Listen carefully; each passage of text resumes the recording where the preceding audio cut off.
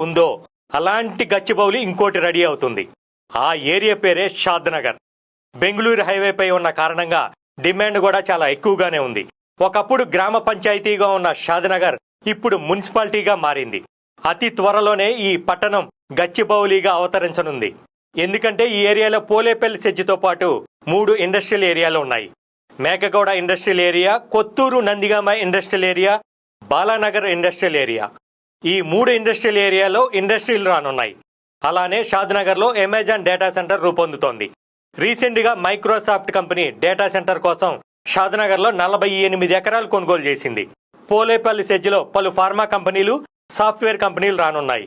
Amazon, Microsoft, statue of equality, Natco, MSN pharma వంటివి షాద్నగర్లో ఉన్నాయి. కొన్ని కంపెనీలు ఆపరేషన్లో ఉండగా కొన్ని రెడీ అవుతున్నాయి. ఓవరాల్గా కంపెనీలు పూర్తి స్థాయిలో డెవలప్ అయితే దాదాపు 2.5 లక్షల మందికి ఉద్యోగ